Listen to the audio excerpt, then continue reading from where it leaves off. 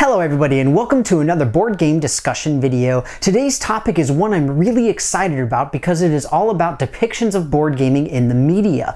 This is something I've discussed a little bit in the past where I've talked about specific instances of board games being referenced in TV and movies, as well as a little bit of discussion as far as introducing new players at board game nights and seeing new players and making everybody feel comfortable, all of that kind of stuff. But over the last year or so, and particularly in the last few months, there has really been a fairly massive increase in the amount of depictions of board games, as well as the number of news articles or new outlet articles that have come out describing the board game hobby and talking about how much more popular it's become. And of course, we see this also with massive YouTube channels and blogs and all of this kind of stuff really becoming a lot more popular. So I was really excited to discuss it and essentially wanted to go over three major things. First and foremost were a couple of major examples of seeing this in the media and linking the idea of the board game hobby into more common media. The second thing I wanted to talk about is sort of what I personally have seen in terms of how gaming has shifted. And last but not least, essentially talking a little bit about what I hope happens with this shift due to the media. So that said, of course, as always, I want to know what you guys have to think about this. So let me know anything and everything in the comments below. Like I said, first and foremost, what I wanted to discuss are two major instances that we have seen of board games in the media. The first one is from South Park. South Park is a show that has been on Comedy Central for a very long time. It is very vulgar, but it is also exceedingly popular if you're not aware of it. Essentially, during this last season, there have been numerous and very extensive references to board gaming. Essentially, the four main characters in the show have started a board game club, and they play a lot of really major hobby board games. So we see Great Western Trail, we have seen Nemo's War, we've seen Nemesis, lots of these really massive, fairly intense hobby games, and it's really cool. And apparently Trey Parker and Matt Stone, the creators of South Park, are really big board game fans. And on top of that, the show even went as far as to essentially parody the Dice Tower board game breakfast opening sequence. And they even referenced a few of the major YouTube channels and blogs and all that kind of stuff. It's really impressive and very, very cool. The other major depiction I wanted to mention is there's actually a manga / anime series that's all about board games. It translates approximately into After School Dice Club, at least that's what I'm told. I don't know if it's actually true.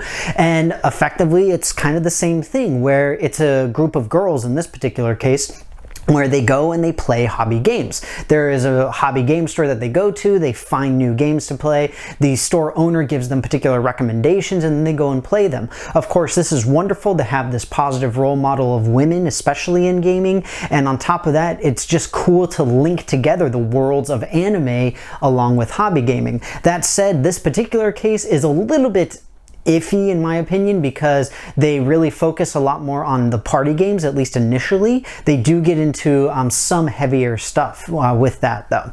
Another sort of sub aspect for this particular part of the video that I wanted to mention is you see a lot of these news media articles about, look how popular board gaming is. Have you heard of board gaming? All of this kind of stuff. You also see a lot of these like sort of top 10, top 100, top 20 lists that some of these media outlets are putting out of the best family games, the best new games, all of these kinds of things, and like the best games that you've never played, best games you've never heard of, all of that kind of stuff. And especially with this last holiday season, we saw a lot of that, which is great because hopefully people are reading them, and honestly, a lot of them have really good games. It's not like, oh yeah, have you heard of this great game? It's called Monopoly. You don't see a lot of that, which is awesome. So second thing I wanted to mention, like I said, is what I personally have seen come about from this media flood. Essentially, I have seen a slight increase in my own personal viewership and subscribers for my YouTube channel. I've seen new people commenting. I've seen a lot more people commenting on a few of my social media posts saying like, oh, hey, you know, I've been watching you and seeing this and I found this and it's so cool and I'm so excited and I'm starting a collection. And And it's great. I love that fact. And in addition, going to board game nights, I'm seeing more new people. I'm seeing people who are more interested, people who are coming in saying, I got this big thing of gifted board games. I'm super excited to get them to the table. And I absolutely love it. I love the fact that we are attracting more people, new people, and we are expanding the hobby as a whole. Moving right into the next and final point that I have is, what do I hope comes from all of this new media and all of this kind of stuff? And really what I hope to get out of it, not personally, but what I hope to see in the hobby is just continued popularity. I hope that we still have the same relative quality of games that we've been getting. 2019 was a really good year for board games, and it looks like 2020 is going to be pretty good as well. I'm a little bit nervous that we're going to end up going the way of video games, and we're going to end up having like the AAA titles that keep getting released and re-released. We've seen that a little bit with things like Munchkin and Smash Up, and to an extent things like Zombicide and a few others. I'm hoping that it doesn't come to that.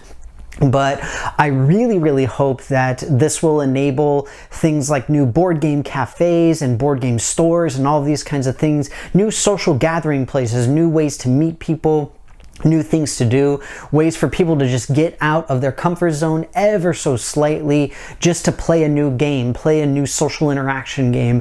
It's a wonderful way to go out and meet people, and I really hope that we can embrace that more as a society, especially as we become more and more digital, which again is something that I've talked about quite a bit on my channel, so I won't really get too deep into it.